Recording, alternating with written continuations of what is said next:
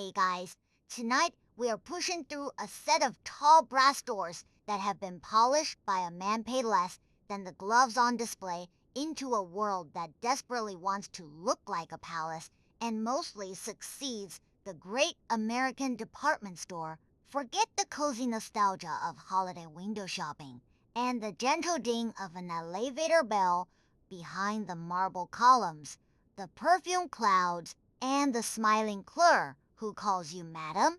There is a history of aching feet, locked doors, hungry workers, and some of the most cynical psychological tricks ever aimed at a human wallet. And you, sad lucky listener, are about to live it from the inside So, before you get comfortable, take a moment to like the video and subscribe. But only if you genuinely enjoy what I do here, and a heartfelt thank you to the listener who suggested tonight's topic. Your ideas are the engine that keeps this whole channel running, and I never take that for granted. Let me know in the comments where you are tuning in from and what time it is for you. Somehow, it is always 20 midnight somewhere. If you would rather drift off with your eyes closed, the channel is now on Spotify, too, with the link waiting in the description. Now, dim the lights, switch on a fan for that soft background hum, get comfortable, and let us ease into tonight's journey together. Let us pause for a second. Have you ever wondered why the escalator dumps you so far from the exit? Why the clock above the door always seems a little slow when you are trying to leave? Why a store would spray vanilla into the air, hide the staircases, and remove every window so you forget the sun exists?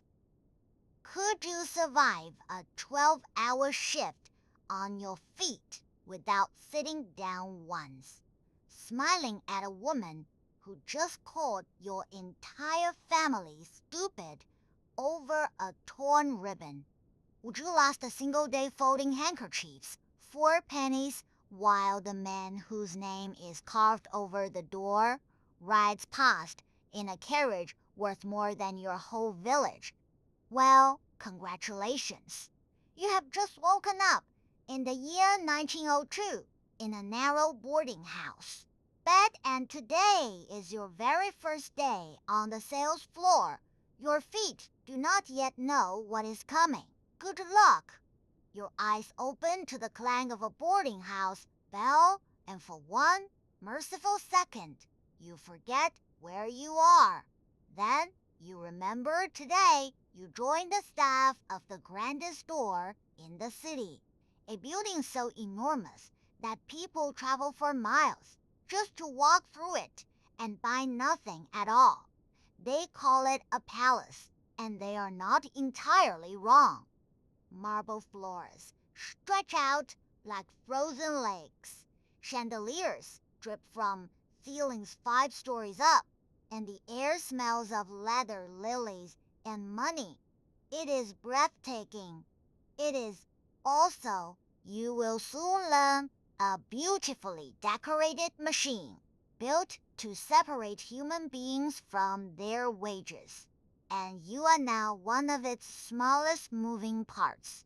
You dress in the dark because candles cost money, and you have decided, after some reflection, that you would rather eat. Then you walk.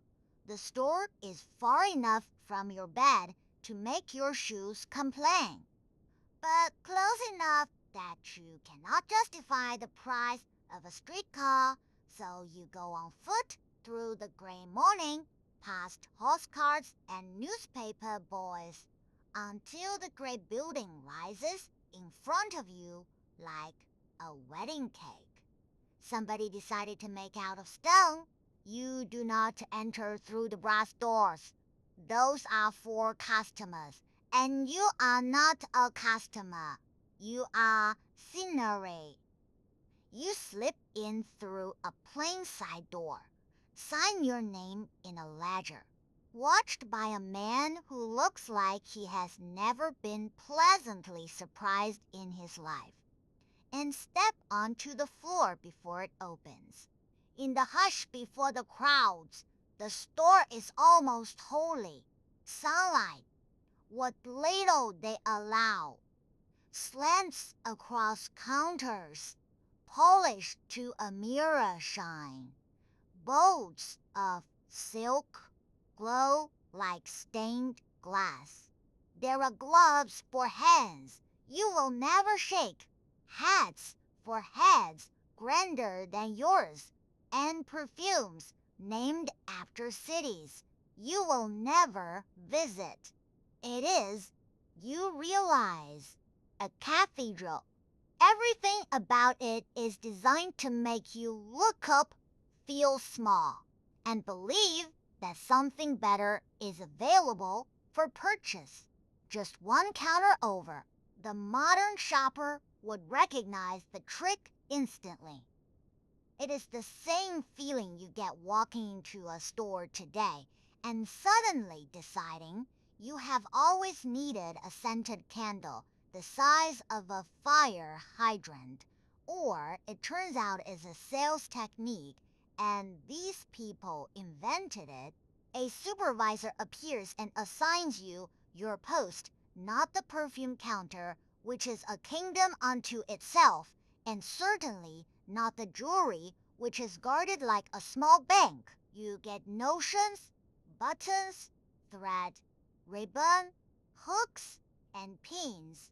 The unglamorous little machinery of clothing arranged in tiny drawers.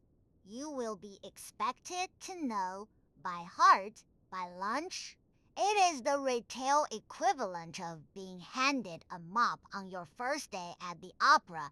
You take your place behind the counter and try to look like you belong there, like you were born to sell. A woman, 34, off a yacht of brown ribbon.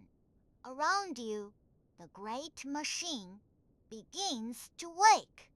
Clocks straighten, cuffs.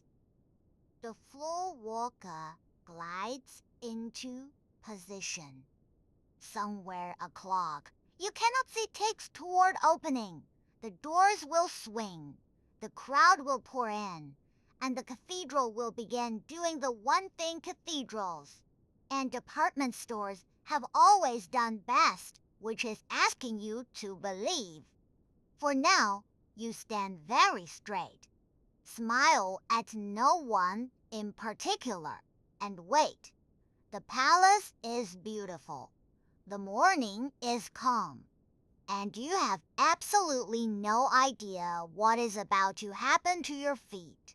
But before the doors open, you really ought to know whose name is hanging over them. Before you clock in, let us talk about the man whose name is spelled in gold over the entrance, because you will be saying it, polishing it, and apologizing on behalf of it for the rest of your career.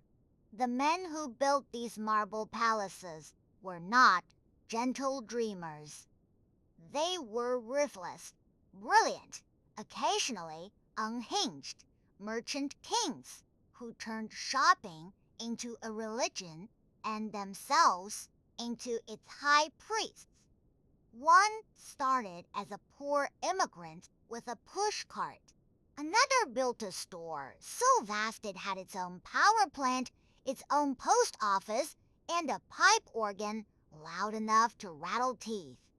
They preached honesty and a fair price to the adoring public while squeezing every possible penny out of the people who actually ran the place, which starting today includes, you understand the scale of these men's ambition.